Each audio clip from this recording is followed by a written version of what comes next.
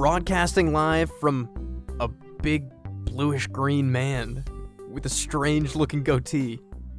I'm guessing that's significant. This is Pop Culture Reference, your one-stop reference for all things pop culture. I'm one of your hosts, Seamus Connolly. And I'm Benjamin Franklin. I thought you were going to say, and I'm the Declaration of Independence. On this episode of Pop Culture Reference, I, Garrett Strother, will be stealing the Declaration of Independence, broadcasting live from the National Archives Preservation Room. This is Pop Culture Reference. By the end of this episode, the Declaration of Independence will be stolen, at least once. Imagine how bad we'd look if that happened.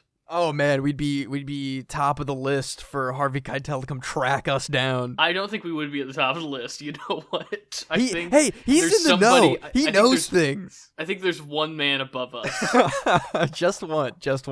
But I am very excited to talk National Treasure with you. I really am. Like I said last week, we've been talking about it for literally years. We're going to have to wait a little bit longer as we cover some news.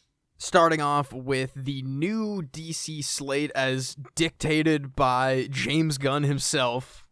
A lot of stuff in that video that he put out. There's a lot of new things coming down the pike here, but some of the more interesting ones that we were picking out here was the new Superman Legacy, Batman Brave and the Bold, and a Green Lanterns TV show. That was a show? Yep, HBO show. Yeah. With both of the main Green Lanterns in it, which I think is really interesting. Yeah, I'm pretty much loving everything I'm reading here. We're getting like a Bat family in Brave and the Bold, it sounds like. We're getting some Robin action. Seamus, what do you think of the brand new cohesive DC universe? I want to watch it, I think. I've been saying this for a couple weeks, pretty much since Wakanda Forever. Like, I do not really care about Marvel at all anymore. Like, is Quantumania even out? It could have been out already, and I wouldn't have even known. Join us in 2 weeks where we might be talking about the first two Ant-Man movies. Oh, I can't wait. Walton Goggins is gonna save us. But I mean, I will watch these movies. I want to see what they're gonna do with Flashpoint now. That is somehow the last bastion of what is the Snyderverse out there, and that's gonna be the official switch point. I'm interested a lot in a lot of these things. I'm especially interested. I'm always in for new Batman stuff. This is a Bat cast canonically. We love Batman here. I may be interested in Superman finally for the first time ever, so that'll be great. Yeah, I definitely think that is an interesting Superman legacy, dealing as every Superman story does with the divide between Kent as a Kryptonian and as a human being, as it were, as an Earthling. It's written by James Gunn, who I trust with those kinds of stories. I don't know, does this mean that Black Superman is officially kaput? Is that not happening anymore, you think? I don't know. I mean, it seems like they're kind of letting multiple versions of things kind of live in their own little world here. Maybe we still will get that as its own kind of standalone concept. I do agree with you. I think this does seem like a good marriage between the Marvel approach of having things be cohesive and thought out, and DC's previous approach, which is just whatever weird stuff people want to make. However, I feel like I was so exhausted watching that 6-minute video. I think there's way too much coming out. I mean, I always think there's way too much everything coming out. But as interested as I am in some of these projects, we're going to have like 4 active Batmen. Yeah, we really are. I mean, does that bring us to our next point here, that the Batman Part 2, Matt Reeves's The Batman Part 2, is set for October 2025. Different than Batman Brave and the Bold. It's branded as an Elseworlds project, which I think is very interesting. I'm very into the fact that Reeves is not going to have to be beholden to any kind of continuity. I'm very glad about that. I'm glad that they're taking their time with this one. Couple years out, in October, digging the Halloween. I mean, the last one was literally set at Halloween. So Batman belongs at Halloween. Oh yeah, I think so. There's so many masks. There's so many good masks. Yeah, I'm excited for Batman 2. That's probably the thing I'm the most excited about in general, DC-wise. I am going to miss their approach of just crazy stuff, because we've been talking since Black Adam, on the bus to go see Black Adam. You and I had this conversation about how we're more interested in DC because it's crazy. That we are more caught up on DC generally than anything else, which is kind of crazy to say considering the fact that I've still not seen the original cut of Justice League or BVS or Aquaman or like you haven't even seen Aquaman. That was a decent movie. I would tell you to watch Aquaman. I'll watch Aquaman. I like James Wan. You know I do. That's really all you need to know. It's probably the last thing I want James Wan doing. That's not the last thing I want James Wan doing. It's close to the bottom of things I want James Wan to be doing, though. No, is he doing too? I was about to ask you that question, because that is something I had almost completely forgotten about with this new slate of stuff to look forward to at DC. Yes, so I think that's the first one that is foraying in, like, I think it's bridging the gap between, because that comes out later this year, which is an insane thing. And Flashpoint is somewhere in the wind still? Yes, James Wan is doing Aquaman and the Lost Kingdom. Willem's back, I guess. I saw him for 10 minutes in Snyder Cut, and I was like, hey, he's in this, I guess. Is he back? I could have sworn he maybe died, but I guess that does not make sense if he's in the Snyder Cut. Never mind. Well, that was also a Google auto-populate, so who knows? Who knows? Because I don't understand any of the timeline of anything for anything of DC. Who cares? They don't understand it either, but... Flashpoint is coming, Garrett. Do not worry. The Flashpoint is coming. I can't believe they haven't canceled it. Ezra Miller should be in prison. Dude. Oh my god. I'm excited for Michael Keaton still, because I'm that guy, I guess. Come on, I'm into that. I mean, yeah, but am I into the rest of it? Probably not. I feel like we talk about Flashpoint regularly on the show, and every time we're like, I guess. It's always in the news, man. It's always like looming over us. But now I wonder why. We've got a little bit more of a laid out map here, so Flashpoint seems a little more intriguing to me. Well, moving on to some other news, not something we would normally talk about, but following up on my rec center from last week, the Hulu original series Reboot has been canceled so sad. After its first season. This is a real shame. I think I only have one episode left of the entire show, apparently, and I'm really digging it. It has figured out more quickly than pretty much any show I've ever watched exactly what it is, and how to make the characters interesting and endearing and interact well. It has a great cast. I can't imagine it was particularly expensive to produce other than paying for its great cast. But I hope somebody comes along and picks this up. I don't think they will, because Hulu is normally the place that abandoned shows go to get a second life, but I am genuinely sad about this, and I'm going to stand by that rec center and say that if you people haven't watched it, please do go watch it. Maybe that's our cape, Seamus. If we can get enough people to watch Reboot, they'll bring it back. They'll bring it back, man.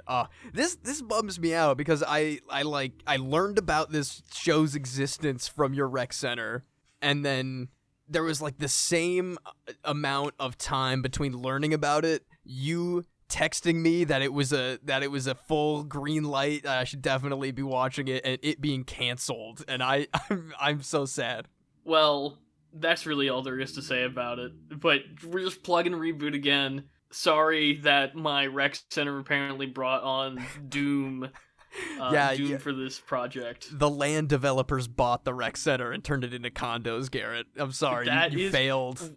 I failed to save the rec center. The rec center closed on your watch. That's pretty funny. Actually, I like that. I think we should develop that a little bit more. A new outro segment closing the rec center.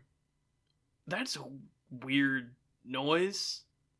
It's a little unfamiliar. It's like it's coming in so fast, though. What is that? I'm just in. I'm touching my ear like I have an earpiece on. I am too. Paramount Panic? Paramount Panic! Oh, is it the same kind of reaction? Who knows? Oh! Paramount, as you delightfully put it in our doc, Seamus, is pulling a Warner warning by starting to remove their own original content. And I believe that all of it, if I'm correct, is CBS All Access legacy content that, from when it switched over to being Paramount Plus, remained on the service, including the Twilight Zone reboot with Jordan Peele and The Real World Homecoming. They're at it again, man. It's never gonna stop. It is the worst trend in streaming right now. It's really scary. I mean, who knows? Maybe Reboot is gonna get stricken from Hulu. That's and it'll what I'm just saying. Be gone. That's what I'm saying. It's so sad. It's just like some weird bottom line profit only mindset that it's like if it's less than 10% of our revenue and it's not doing well, it's canned forever. No exceptions. And they're probably just going to keep slashing titles as they go. This is their first kind of toe in the water of doing this. But as we have seen with HBO, it is a slippery slope of just like clearing out things that people will otherwise never ever watch again, or will have no way to ever watch again. And that's a shame. I was really interested in watching that Twilight Zone reboot. I guess you could say it's on me that it's been out for years and I've still not watched it. But... I mean, me too. I've always been interested, and he's the new horror icon of Hollywood right now. It seems insane to me that would just be part of the group that just gets wiped away there. Yeah, it's a really scary, fascinating infection that has now spread to another streaming service, because everything that's going on at Warner Brothers, as we have documented well going through this series of Warner warnings, that's a problem with the company top to bottom. This is now jumping to a completely different entertainment service. That's really a bad omen for the entire future of streaming. This, combined with the whole Netflix password sharing business that's going on. Yeah, it's not looking bright. Is pop culture reference now advocating to go back to cable? Are we gonna be that crusade? I don't think we're doing anything that stupid, but reattach the cord, Garrett. Reattach it.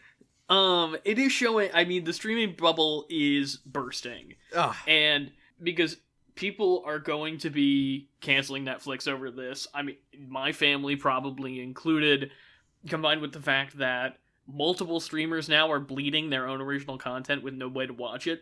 I would never say we become I would never say that we would be advocates for this, but you and I have discussed before, I used to be extremely anti-piracy, that I was a very staunch believer in, with as little royalties as people make, if they make any at all, still trying to give as much back to creators as we can. And now I see it really as a kind of preservation, which is such a weird thing to say. Oh yeah, I remember getting many side eyes from you with my willy-nilly streaming of illegal things here and there, but it's become like a weird, like you're saying, it's like digging through what is left, trying to save it before it's all thrown in the fires. It's like a weird. It's been also used as like a protest kind of move for. I've seen a lot of that in like the Infinity Train community and things like that. Piracy is the new ethical streaming somehow, because it's showing that people want the content that is actually made with care instead of consuming whatever is making the most money for any given streaming service. Yeah. It's a very scary, very anti-art time to be trying to engage with media. Even though there's more at our fingertips than ever, it's harder to ethically consume it in a lot of ways than ever, I think. Especially with movie theaters being, I mean, not that multiplexes are necessarily ethical, but at least there's something. Yeah, it's something. Well, we'll definitely keep appraised of the general landscape. Our pop culture reference will touch on this a little bit too, I think. Not exactly directly, but kind of the general state of Hollywood and streaming and media production and consumption, as it were. But why don't we walk back to a simpler time, Seamus, a time where patriotism was strong in the hearts of Americans everywhere, and Nicolas Cage was the only man for the job. Here we go. Ghost Rider. Let's do it.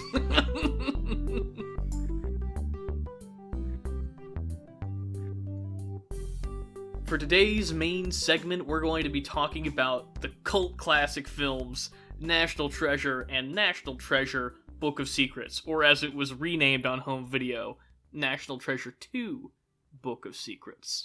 I was straight up going to ask you about that, because I was going to Mandela effect gaslight myself into being like, yeah, totally, I don't remember a 2 in there, yeah. Yeah, it is confusing, because you and I were the perfect age, maybe a little young, but really the perfect age for these movies when they came out. And yeah, totally. I think it's Indiana Jones if you don't want to watch a Nazi's face melt off, you know? It's a little more on the family side.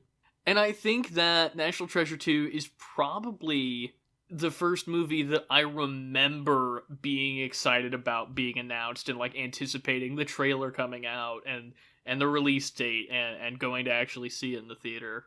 Man, I don't want to get too far into it, but I'm sorry that is your first one. That movie is very interesting. That movie is very interesting. Okay.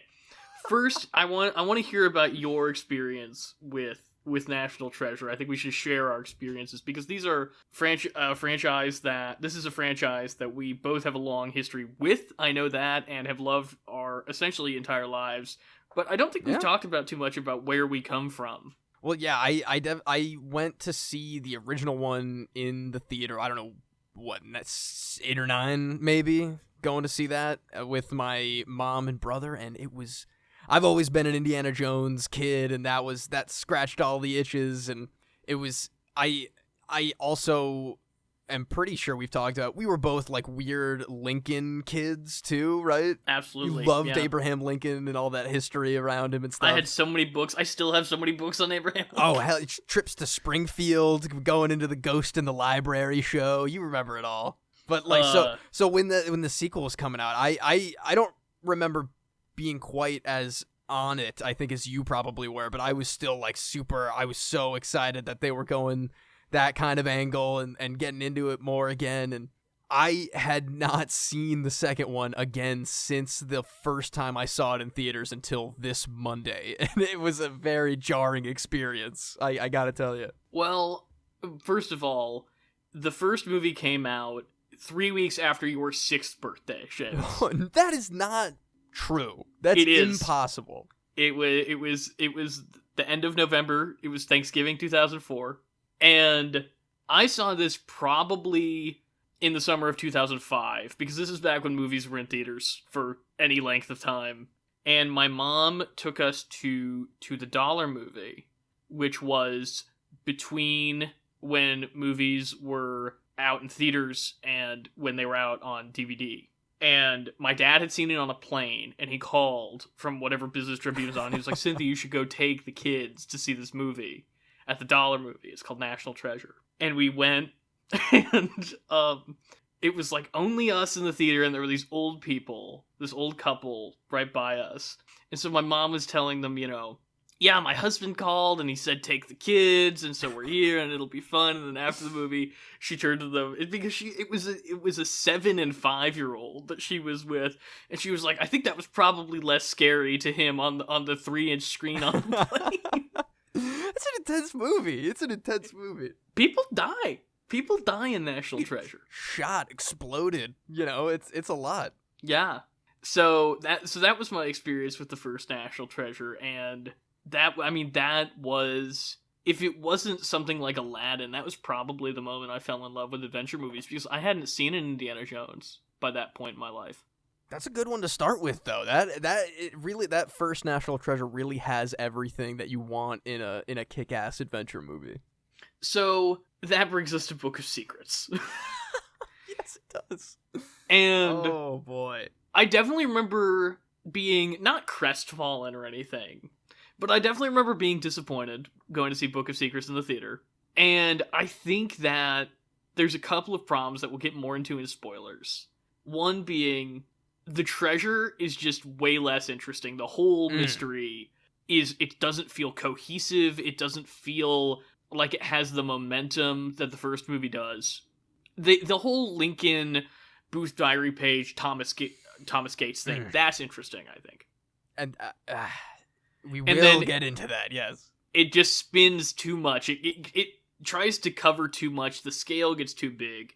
And then I also think that, again, we'll talk in spoilers more, that the things that it's trying to do with the main characters are lazy and uninteresting. Yeah, entirely agreed. I don't know, with such an adrenaline rush that first one is, it really did disappoint in terms of nothing feels like it makes any kind of sense, even given the time jump that there is in between these movies. And I had not seen 2 in years. I think I'd seen it since you'd seen it. I'd seen it on DVD. But I will say, rewatching it, I rewatched these movies rather, all in the last 24 hours, and I watched 2 first. Why? I watched them out of order. Well, 1, I was saving my dessert. Okay, that makes sense. I was waiting for the second marshmallow shows, but I actually, remembering the second National Treasure as bad, was kind of pleasantly surprised by aspects of it. 1, I think the larger scale is interesting, and because they clearly have a larger budget. And again, not that all of it works together, but there are some moments that I think are actually pretty cool. And the bigger thing is, it's really funny. Oh yeah. Like, in the first movie, Riley is funny, and the rest of the movie is pretty serious. I mean, sometimes, you know, Ben will crack a joke or whatever. But in the second movie, every single character is funny. All of, like, it's... And you're gonna hate the words I'm about to say, Seamus. Oh, God. And again, we'll get more into this as spoilers. I think, tonally, that Book of Secrets, the tone, again, I'm emphasizing the feeling, is the closest replicated in film that Uncharted has ever been in a movie. That is an interesting thought that I was also cooking around in my own brain. All right, I'm not gonna turn on you for that, because it is. Okay. You're not wrong. I think that is definitely the vibes I was getting when I was watching it at like 8 a.m. on a Monday. I was just like, I should really play some Uncharted right now. I was getting the itch to play again. Because everybody's quippy and you're working together, and there's more puzzles in the second one. And like I have to turn this thing to move this thing to get to this thing, which unlocks this other thing. Like a very video gamey feeling. Totally. And I think the fact that I've distilled this thought since we talked about Uncharted, which is, I think that the Uncharted games are essentially, if National Treasure had Mission Impossible action sequences.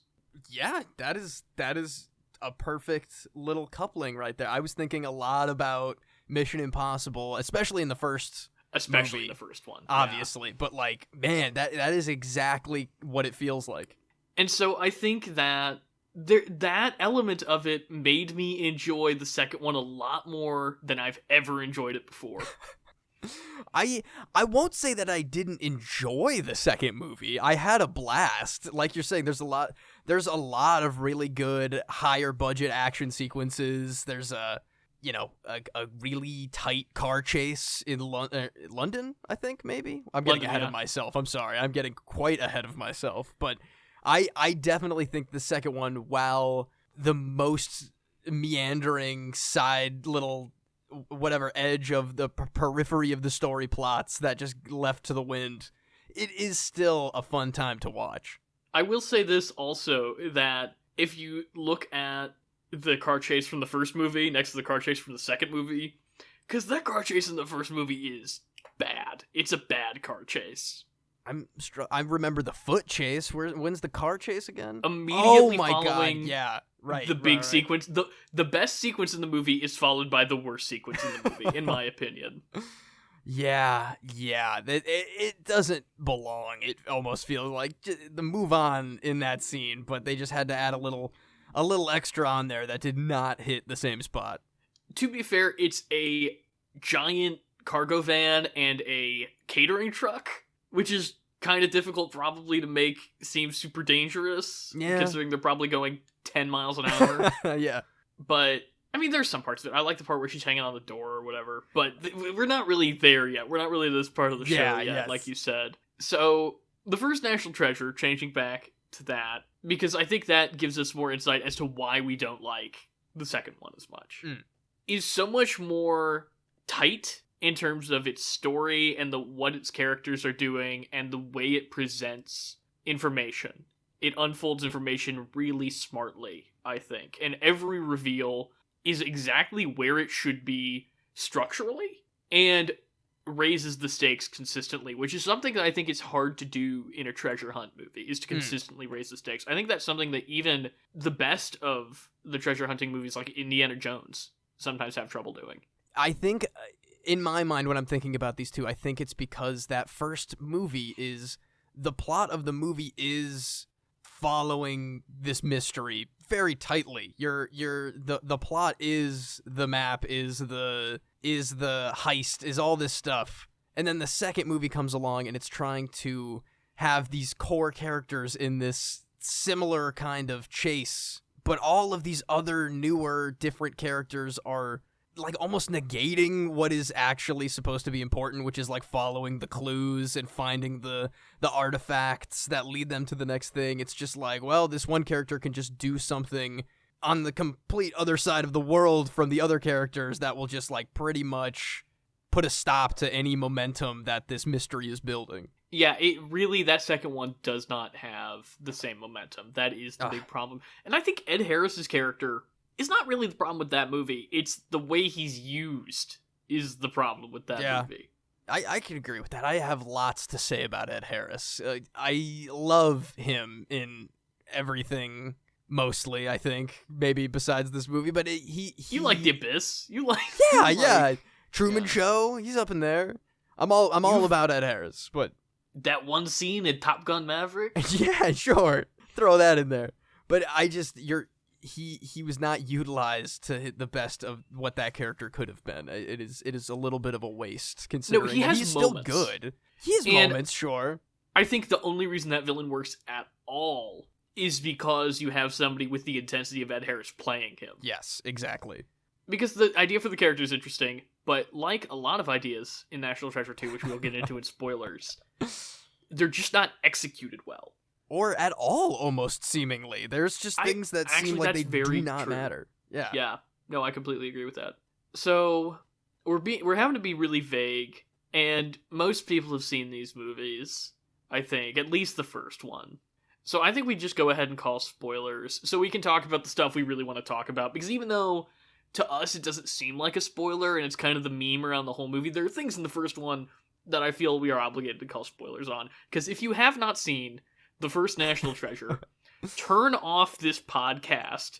Go watch it on Disney Plus, and then immediately pick it back up, please. Yeah, it would be robbing you of an absolutely lovely experience if you listen to this first. But okay, are we doing spoilers for just one? We're waiting on two. No, we're doing spoilers for both of them. I think that's a good idea. Let's go ahead and talk about stealing the Declaration of Independence, the best heist sequence ever put in a movie ever. Maybe I'm struggling to think of even a better heist concept. It's so insane. And again, it is the meme of this movie. It's I'm going to steal the Declaration of Independence. It's been said 1,000 times in every joking way possible. But it is so crazy to steal the Declaration of Independence, Garrett. That's the craziest idea that anyone in any movie has had. Because they give you a crazy concept. They do the Babe Ruth point. I feel like I make this analogy all the time on the show. They give you the Babe Ruth point, and then they do it. They make you believe that you can steal the Declaration of Independence. Oh, if you have enough weird UV gel on a weird badge that George Washington's campaign had, you can waltz in and out of the archive like nothing.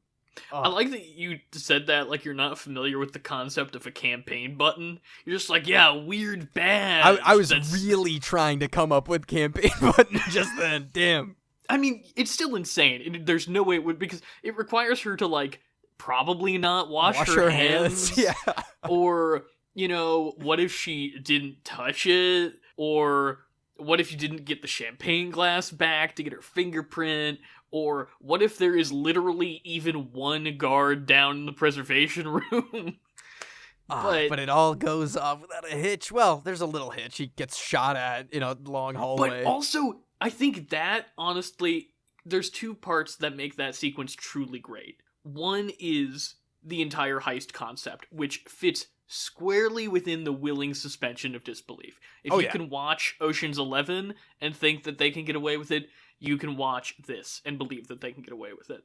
But that's where the real escalation and real brilliance of the sequence is in the heist that is also simultaneously happening through brute force, and then the using of the Declaration's bulletproof glass to shield yourself from bullets from other men who are trying to steal the Declaration of Independence. It's pure insanity. It is such a fun, such a good movie. That sequence alone is worth the price of admission, but it's fabulous altogether. Also, smash cut to him being accused of shoplifting a replica is the perfect hit the brakes all of a sudden and still keep this great tense light air around everything that's happening. Him sweating, holding the real Declaration of Independence like up his coat sleeve. It's so amazing. I think it keeps the momentum perfectly because it's a different kind of tension because you know the chaos that is happening downstairs. You know the anvil that is about to fall on him, and he needs to get out of that archive, and he can't. And that it's brilliant because it is funny, but it's not just a one-off joke to ease the tension. It's building the tension. It's great. It's so good. It's like, it's that one after another. It's like their heist break-in simul-edited with the evil guys break-in, smash cut to the tight tension, back to, the car chase we already kind of talked about, but it's such a great, it's such a flux in energy, one after another, all over and over again. It makes that like one of the most memorable movie sequences of my childhood. And it has what great screenplays have, which is kinetics. You see the dominoes falling one after the other because you know that there's an inevitability to him getting caught because you know Ian's downstairs. You know Chase is onto him. You know somebody's going to notice that the Declaration is gone. And he's just trying to outrun time. And the pressure of him having to buy the Declaration with a visa is great screenwriting, one, because it's just a good joke. But two, you believe that these guys are smart enough that they have taken every precaution possible to make sure that they're not going to get tied to this theft. But then three, immediately sets them perpetually on the run as fugitives for the rest of the movie because now they're on the grid, as Riley says. Man, it's amazing.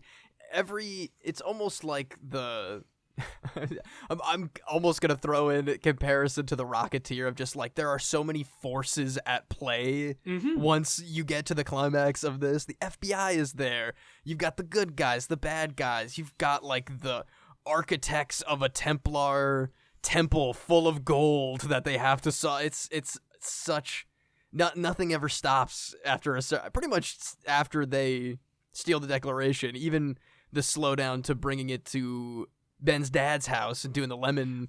Well, that's the interesting part of it, is that there are so many, even people who are tentatively on the same side, change sides, but not in a cheap, plot twisty way. But, Abigail and Patrick, his dad, are both beginning the film as adversarial components, and eventually are won over all to the same side through circumstance. Right, where they all decide that they have to work together. And even Ian, they go back and forth working with Ian, the main villain of the film, or the FBI, too. Thinking back as a kid, watching that intro sequence where they're in the ice on the ship, and I didn't know what I was getting into with that first movie, so the betrayal to giant pirate ship explosion was that is also fully burned in my head, and not only because of the rotting corpses, frozen corpses that are just kind of strewn about. That is also kind of a big part of that for me. I think this movie exists in a great space of clearly being designed as a family film, but not talking down to children in any way. they are very adult stakes with adult characters. Yeah. Yeah, it is. It's hard to think, in my mind, it's hard to think of this as like a Disney movie, and like it is a family movie. I saw this with my mother. I was apparently a 6-year-old at the time. It is, but watching it again as an adult, it's like I can rewatch this just like an Indiana Jones, just like any other action adventure thing, because it stands up in the writing, in the action, and it's, I don't know, it's not a, like you said, it doesn't talk down, so it can be for anybody, and it will be for me for the rest of the time that I've got access to it. And it's not perfect, obviously. The romance does a little bit of a jump at the end, I think, because when he grabs her and kisses her, I don't think that feels completely earned. Yeah. It feels a little bit awkward, but there is genuine emotion in the finale when they find the treasure, and when, you love Riley and you think he's a hoot, but he's also, I think this is a really big, honestly, kind of innovation of that kind of sidekick role, where he is the funny comic relief, he's the hacker guy, but he's also really smart and an active participant in the decision making. It's not Mission Impossible or Bond or Indiana Jones where Indy makes the call and then everybody else does the thing that Indy decides. So much of, especially the first movie, is spent with Riley trying to say, I think we can do this a better way, or here's why this is too crazy to work. And I really like the nuance of that character that does admittedly really get lost in the second one. Yeah, he is truly vital to the mission in that first one. He is like more than the bumbling sidekick. He's just the funny, capable sidekick in the first one specifically. Because the second one, I feel like they lean too much into, and I know his whole thing is like money, treasure, gold, all that, but I feel like they lose him a little bit in the greediness of that character after he loses his Ferrari. Because I don't think he is really that greedy in the first one. Like, he No, wants to he's get not. paid, but because he respects things, even if he doesn't have the general, like our intro. It's a bluish green man with a strange goatee. I'm guessing that's significant. Like, he isn't just caring about him for the money, even though he is, but he still has a reverence for what's going on, which he doesn't in the second one, I don't think, other than to be like, it's a conspiracy. Yeah, he's just trying to push his book in the second one. He's just trying to get his friends to read his book. And get laid. Like, those are the two things he cares about. In the second, that's a weird arc for that movie. Justin Bartha is a very handsome individual. Yeah, are you kidding me? It's like people are like, oh, you're not Ben Gates. Nick Cage, also, sure, a handsome man. He's not as handsome as He's he not was. as handsome as Justin Bartha. Yeah, seriously. And especially National Treasure 2, Justin Bartha. Because in the first one, he still has that, like, I don't know how old he was. He looks like 26. In that, he still has that, like, young guy kind of roundness to his face, I feel like. And by the second one, he's, like, really grown into being as handsome as he is. And then they kind of just, like, backpedal his character into somebody who's, like, a failed author, which is sad. I feel for him in the second one, but also it's also insane that he just has the answer to one of the puzzles in his published book that nobody cares I think about. I think that's a cool twist. I think the unveiling of the book is fun, because then you have the great scene where he goes to Harvey Keitel, and Harvey Keitel tells him what's going on, and then that's how Harvey Keitel knows, like, oh man, I just told him to kidnap the president. Harvey Keitel's secret Mason member? Yeah. They throw that in the second one. It's like No, he's in the first one too. He the ring is on his finger at the end of the first one. Oh, okay, all right. I guess I remembered that as happening in the second movie for some reason. I feel like that was like a Brendan Fraser's tattoo in The Mummy Returns. It's just like, oh yeah, I've always had this. What do you mean it's significant? No, it's good. No, it's. I think they plant that seed in the first one. But oh right, in the church, right, when in they the have a little church at sit the down end. at the altar, yeah. The Masons believed that the treasure was too great for any one man to hold. That's why they. And then Ben looks over. I watched this like 2 hours ago. But I think now is a good time to talk about the places that all of the characters start to in, and how they're not fundamentally flawed places to start them in. The idea that Riley is theoretically successful, but kind of just getting swindled by, like, he doesn't know how to be rich. He's living like a child's fantasy of being a famous treasure hunter, doesn't know what he's doing. I think that's an interesting place to start that character. I think the idea that Ben and Abigail's relationship, which was founded on a 4-day treasure hunt where they started off as adversaries on either side of the theft of one of those significant documents in history, before falling in love, over car chases and gunfights.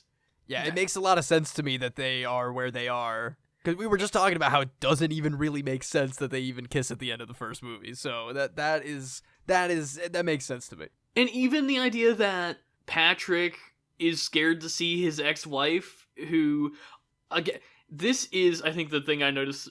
I'll get back to my main point momentarily. The biggest thing I noticed this time around was how hard to retcons Patrick.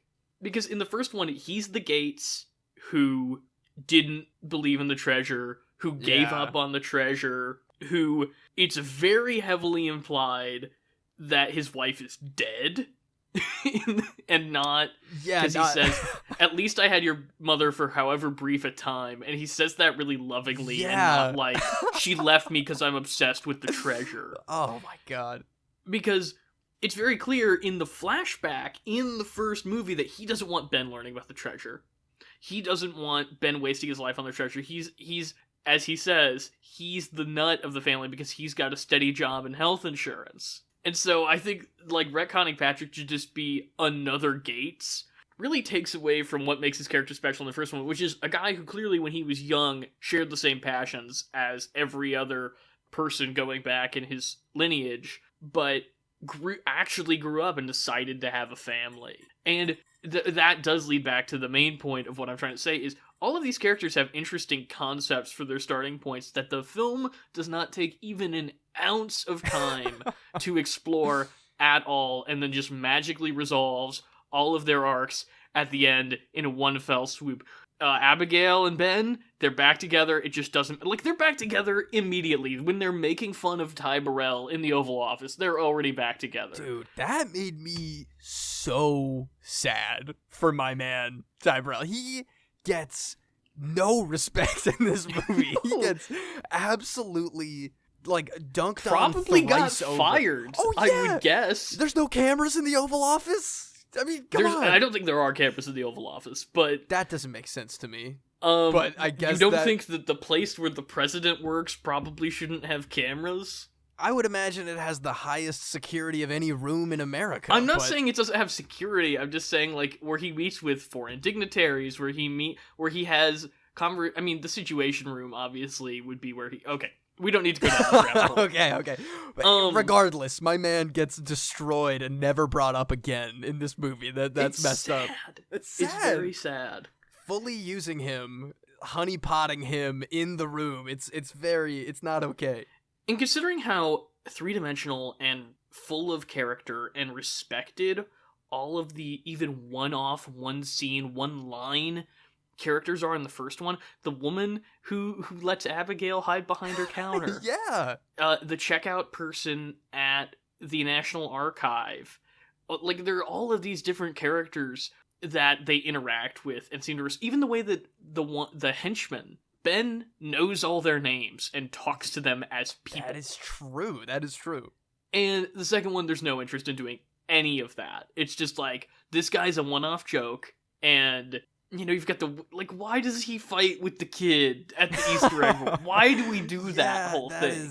That was weird, huh? They're asking Nick Cage to do sillier stuff. Absolutely, in the sequel here. The drunk, I mean, I thought the drunk Buckingham Palace scene is funny, but I like him getting to go full Cage in Buckingham Palace. Like, that's one of the sequences in this movie that actually really works for me. But, like, it's that, but then also, like, fighting with the kid and doing the bit where his hand is in the rocks and scaring everybody. Again, that's a very Nathan Drake thing to do. I was thinking that when I was watching that. Which he then does in Uncharted 4.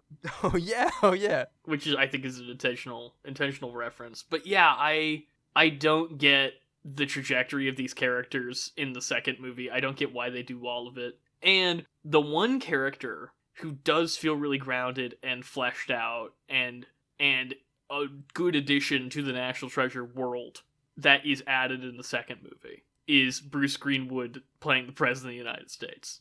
Oh, man. I so wish that president stuff lasted longer in this movie. I remember it being so much longer in this movie.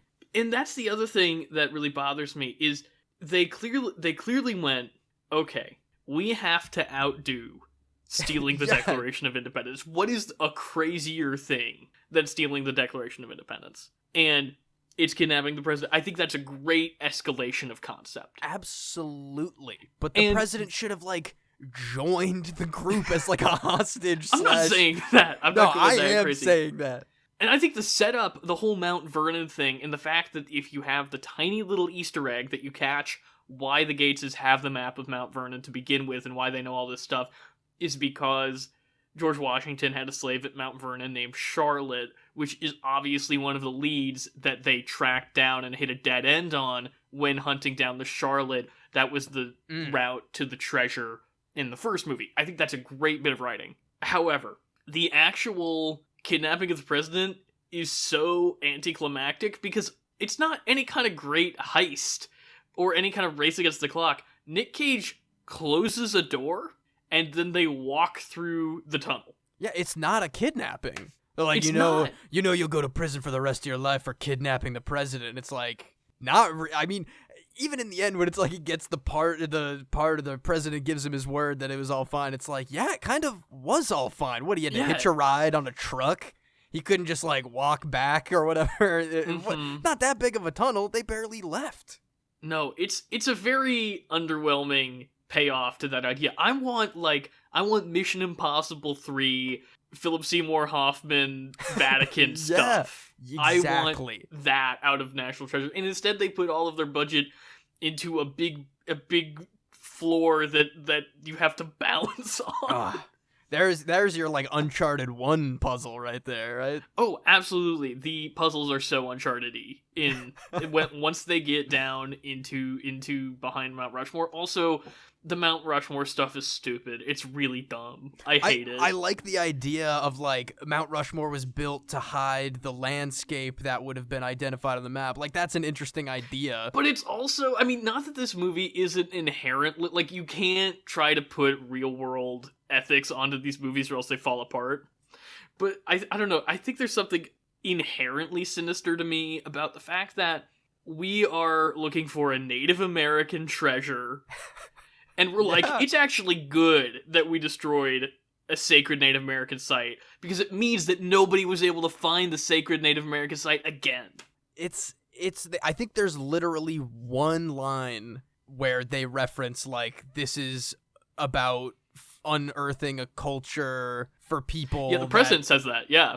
Oh, okay, so I thought it was Nick Cage, but yeah, it's like one line. Or maybe Nick Cage has one too, but at the end the president's like, you've done the country a great service by reminding us, da-da-da-da, you know. Yeah, but that should have been a lot more of the idea of why this was, because in the end, and a lot of my problems with Ed Harris come from his entirely sinister line of actions that lead him to, like, I'm gonna hold the door open for, like, literally minutes before he sacrifices himself in, like, this weird way we're supposed to feel something about Ed Harris. He's like, I'm the first one out and that's how it's gonna be. I've got the ancient knife and I'm gonna hold it to her throat and, like, try to, like... And in a deleted scene, he actually stabs... What? He stabs John Voight in a deleted scene.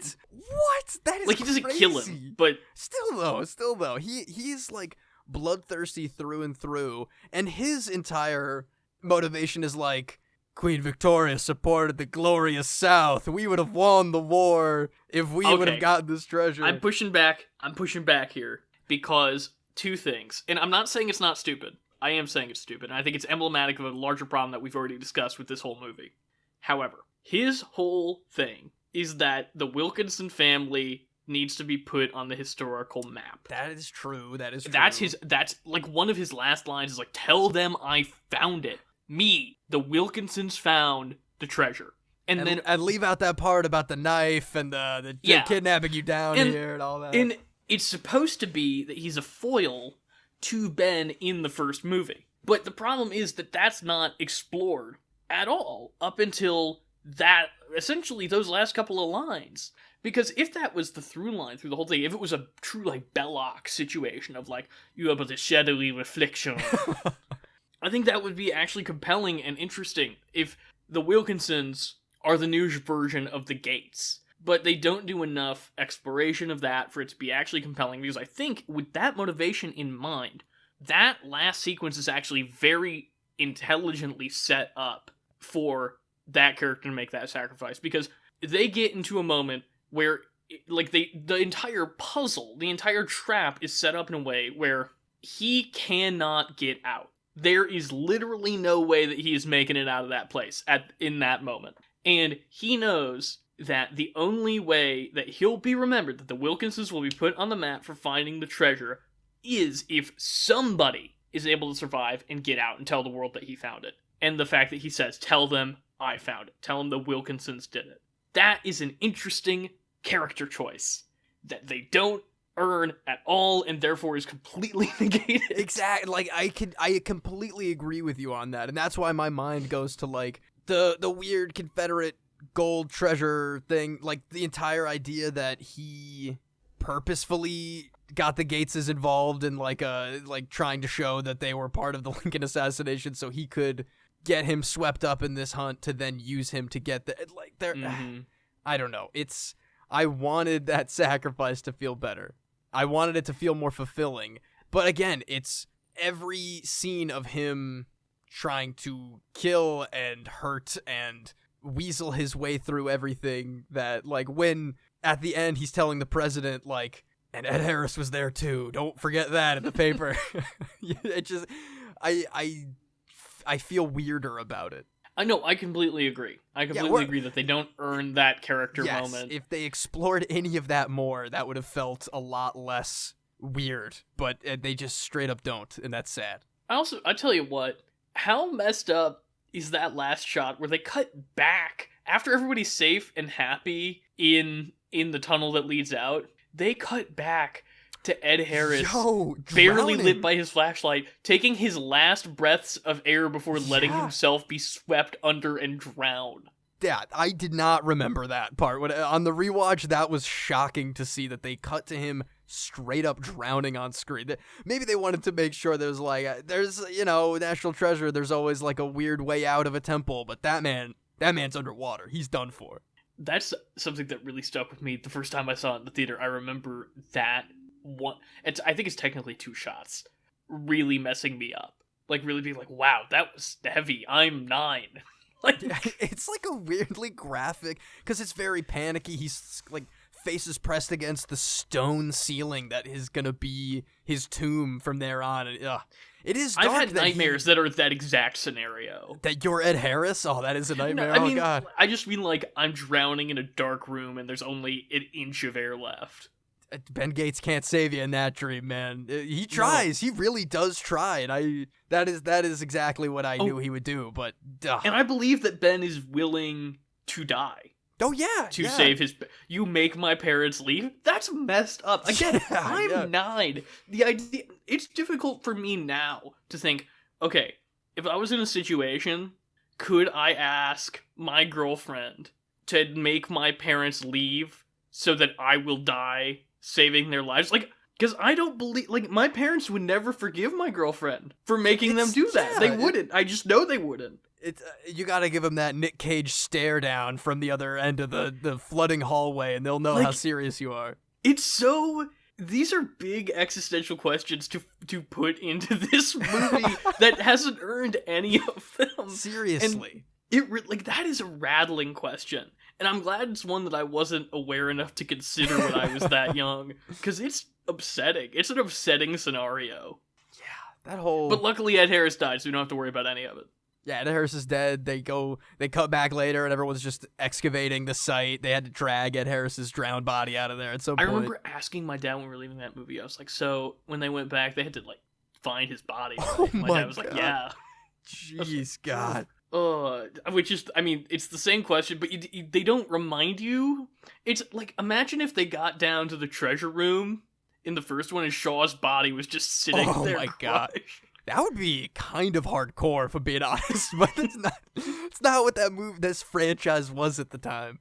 No, but I feel like that's the tone. That's the tonal shift that it exhibits. We haven't talked about Helen Mirren. She is given nothing interesting to do, but she is good for what she's here for. Yeah. She's got a couple of really funny tequila throwaway lines that, you know, that I full childhood memories of my mom laughing in the theater at that one. Every time I pack my toiletry case, I think about their argument about the toiletry case. Do you really? I really do. That's so funny. Oh man, I would love to broach the topic of page 47 with you, my boy.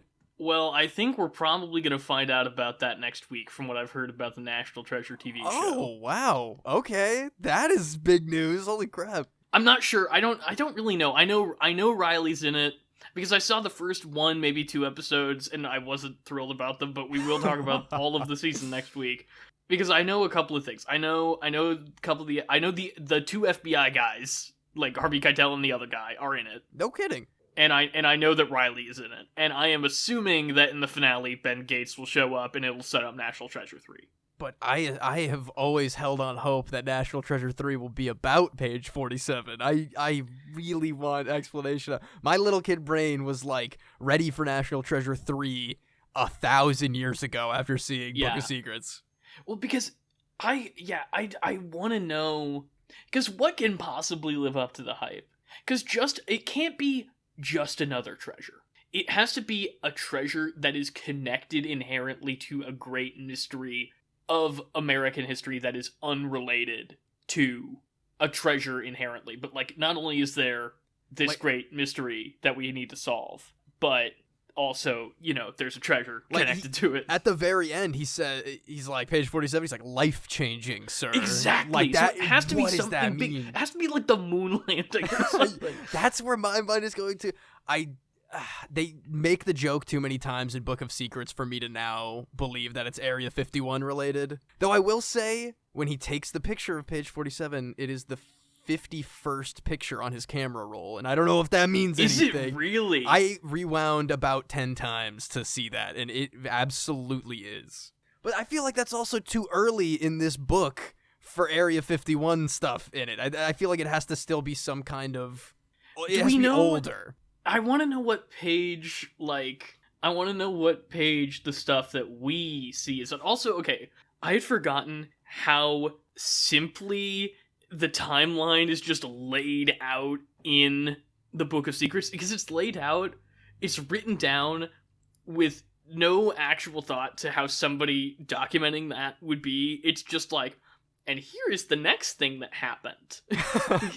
It's like they were writing it for Ben Gates, if that makes sense. If somebody's trying to find a treasure in about 100 years, this will be a good step-by-step. And so I think that's a little bit rough. But I like the whole Library of Congress scene. And in my brain, this must be a deleted scene, because in my brain, there's a whole bit where he's walking across a glass roof that is slowly cracking, and Harvey Keitel walks out, and he's like, "Hey, what's going on here?" What? I would love to see that. I need to look up some deleted scenes or something, because that sounds so cool. I'll look into that whole thing, and I'll come back with the answer next week for our continued National Treasure discussion. Okay, good. Oh man, I'm pretty excited to get on. I know you said the first couple episodes were not your cup of tea, but I'm pretty excited to get into this show. No matter how stupid it is or isn't, I feel like if they are just fully setting up for more Ben Gates goodies, I need to get on now. Yeah, me too. I'm really excited to get back to it, and because my whole attitude about the show was maybe I won't watch it, but then I'm like, there's new content with Riley Poole, and I am going to watch that. There's no way I'm not going to watch the new thing that Riley Poole is returning in. Yeah, if it was any less related to the actual movies, we probably wouldn't have even talked about it that much anyway. But because it's in game, Garrett, we gotta take the dive. Well, allegedly, Treasure 3 is slated to come out next year. I don't even think it started filming yet, so probably not next year. But hopefully that show does well enough that people have gauged interest enough that they will actually come through with 3, because I also hope it's what's on page 47, although I don't know how that would work considering the fact that it's been a decade since the first one. Maybe over a decade. He's been working with the last... Each president's like, all right, here's the Book of Secrets. Also, this is Ben Gates' phone number. You'll understand. He'll fill you in on what we're doing here. I don't know. It'll be interesting to see. I'm excited to see what comes up. I'm excited to continue this journey with you, Seamus, and I'm so glad that at long, long last, we have finally talked about National Treasure on this show. Thank God, finally. But what do you say we kick it on over to the reference this week? Let's do it, good buddy. For today's pop culture reference, we're going to be talking about Touchstone Pictures. In the 1970s and 80s, a chain of PG live-action films such as Tron and Never Cry Wolf were consistent box office failures for Walt Disney Pictures.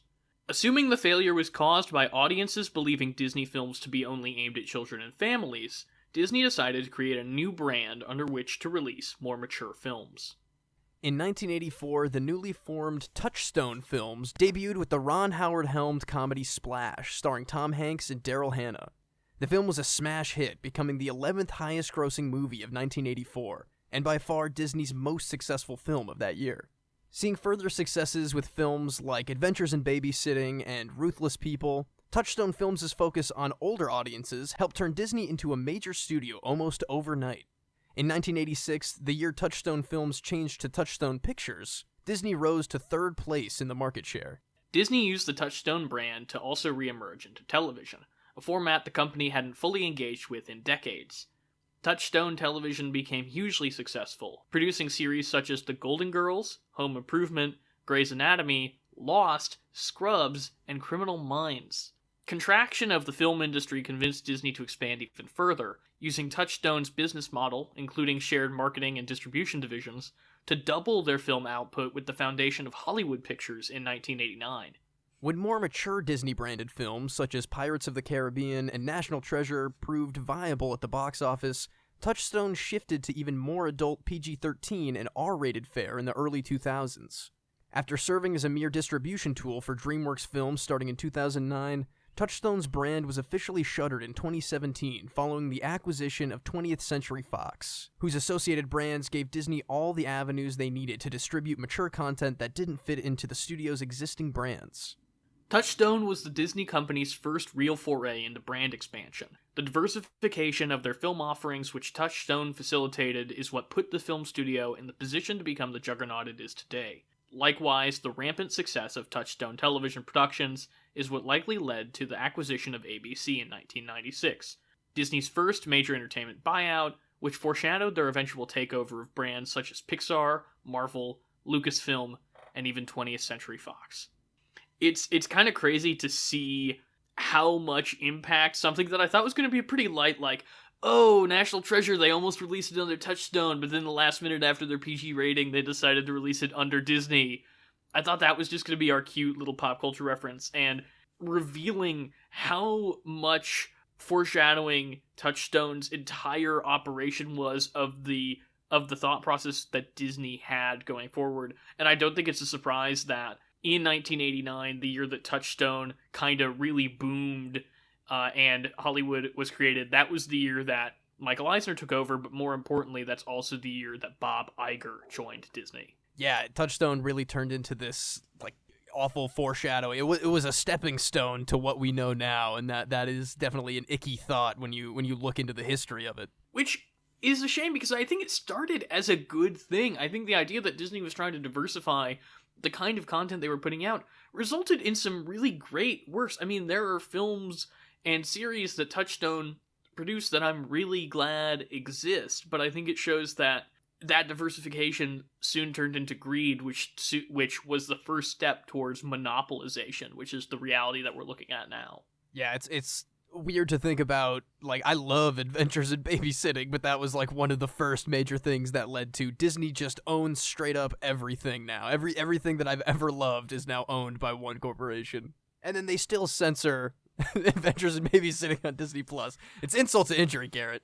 In exactly the same way, this kind of reverting to this more conservative mindset that Touchstone was originally created to navigate around. Splash was Touchstone's first big movie that was released because it was a more mature film with nudity and adult themes and, sexual innuendo.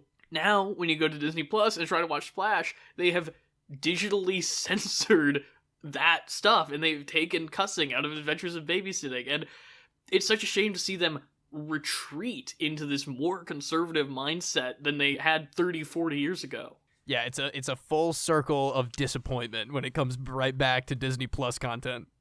This really opened my eyes, this pop culture reference, and I was not expecting when prepping it today for it to be quite so shocking. I feel like whenever we kind of dig into things like this, we end up finding things that are like, and they were used and acquired to do this thing that ended up being just not good for anybody but shareholders, but they did it anyway. And that's why I kind of alluded to up top, this idea that what's going on with streaming services isn't exactly surprising when you look at the big picture of the way Hollywood has been trending over the last 40 years. God, it'll never stop until all streaming services are just going to be empty voids that you pay a monthly service to get access to. Well, speaking of that, what stupid streaming service things are you and I about to recommend on our rec center here? Oh, well, let's find out, Garrett.